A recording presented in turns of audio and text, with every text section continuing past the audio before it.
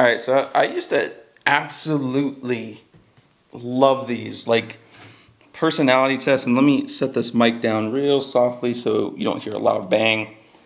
I used to absolutely love these so much. Personality tests like Myers Briggs, your disc profile, working genius, things like that, because it helped me identify who I was and how I fit in and all of this. And I'm sure like there's other people out there that think the same exact way. It wasn't until later that I realized this stuff is extremely damaging depending on how it's utilized, right? I'm like slow, I'm in between it, but more on the side of like just don't do it. So let me explain. Let me explain it through like my own personal experience. And like early on in my career, the supplement company that we were building that I was a part of, we did a lot of those personality tests. We did the Myers Briggs, the 16 personality types. I think I was like a architect, like INTJ or FJ or something like that. And then we did like disc profile, we did working genius, and it was all just to like, figure out how we work together as a team.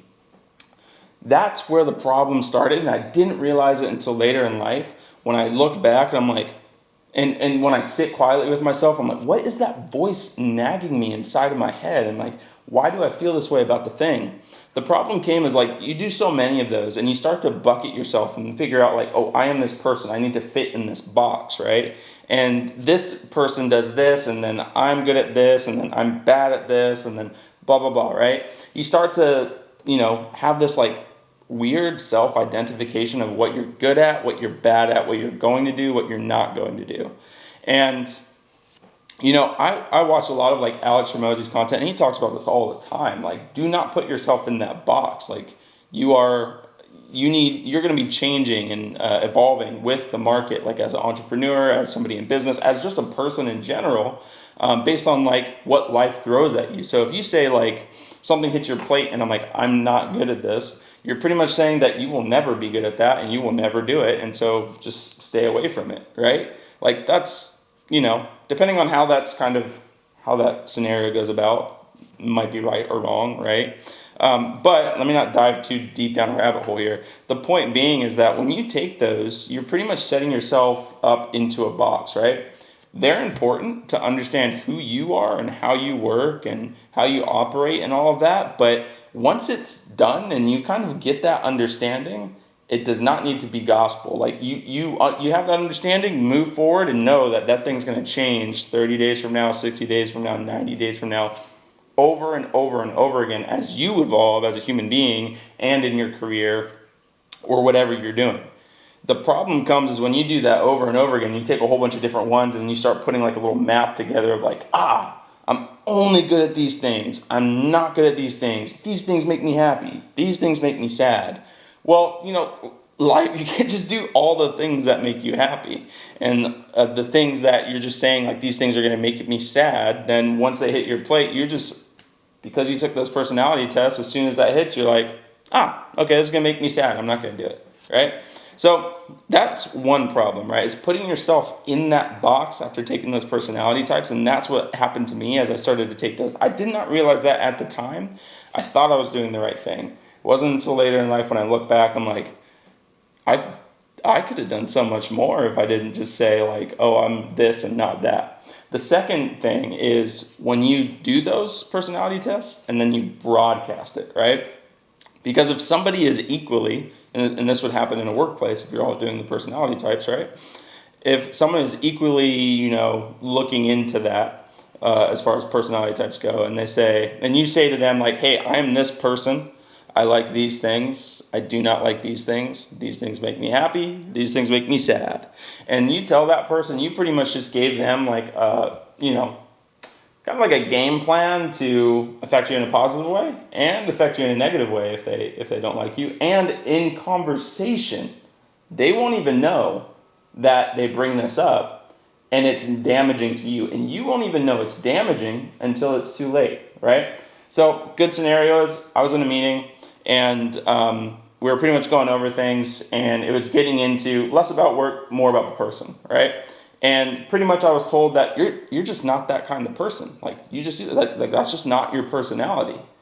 And at the time I was like, yeah, I'm not that personality. I should just go focus over here. But later in life, as I look back, I'm like, dude, that was so damaging because that just told me that I'll never be able to do that, right? I just got it in my head. It's like, oh, I'm not that person, so I shouldn't do that thing, right? That's not the case, right? You need to be able to do those things. You shouldn't just write those things off, right? Those things that you don't want to do, and keep on moving forward with doing the things that you want to do, right? In a perfect world, that makes sense. But what that actually is doing over time is training you to not do those things, right? Obviously, we all want to focus on the things that we're good at, right? But that's not always the case. We need to do some things that we're bad at. And we can't just accept, oh, I'm bad at it, so it's going to be bad. You still need to pull your whole effort into it. But getting reminded of that constant feedback of like, you're not good at this, you're not good at this, you're not good at this, starts to become damaging to you, because later in life you look back and you're like, why don't I like this thing? Or why did I never take the time to learn this thing, or whatever, right? And you look back on why, and you're like, oh, because I had a constant feedback loop in my own brain and from other people telling me that, oh, you're not good at this, you're not good at this, don't do this, don't do this. So personality types and those tests and things of that nature, extremely powerful to understand who you are and what you're good at and blah, blah, blah. Stop at that. Take it once and then keep moving forward, and don't worry about it anymore. Because especially if you're entrepreneur, you're going out doing your own thing, whatever it might be, you need to adapt, you need to change and do all this. And like, it's important to understand who you are and how to supplement the things that you're bad at. But, that constant feedback loop of I'm bad at this, I'm bad at this, I'm bad at this, is only going to make you just stay in the vein of the things that you're good at, and there's no growth over there. You'll hit a peak, and then you're done, right? So when it comes to these personality tests and stuff, heed warning, and I've seen a lot of people be successful from taking these and, having the whole team operate off of these. My personal experience is like, it actually worked really well, but it was more self-damaging to me later in life, now that I am away from that company and not working within that team and everything, because now I'm starting to get disgruntled during certain things. And I'm like, why is that? Or I'm sitting silently with myself. I'm like, I have some negative self-talk. I'm like, why is that negative self-talk coming up? And it's because of what that feedback loop was giving me over time, internally and externally, from broadcasting that information to other people. So I would say take a personality test, understand who you are, understand how to fill the gaps that you might not be good at, etc. But don't hold on to it for too long. Know that you're going to change in 30 days. You're going to change in 60 days. And that's completely okay. Don't take this stuff of, I'm only going to do these things because this is what I'm good at and this is what I enjoy doing, and forget about the things that you're bad at. You need to go do some of those too, because it keeps you balanced, right? Well, in a perfect world, we'd all be able to do the things that we want to do and love to do, and we're happy every single day. And not to say that you're not, if you're not doing the things that you or are doing the things that you don't want to do, right? But you need to be able to do both and accept both and know how to navigate them, and not get a negative feedback loop in your brain telling you that, hey, I can never do those things because this is what this stupid test says on the internet. So anyways, that's my take on personality types. I hope that's beneficial for you.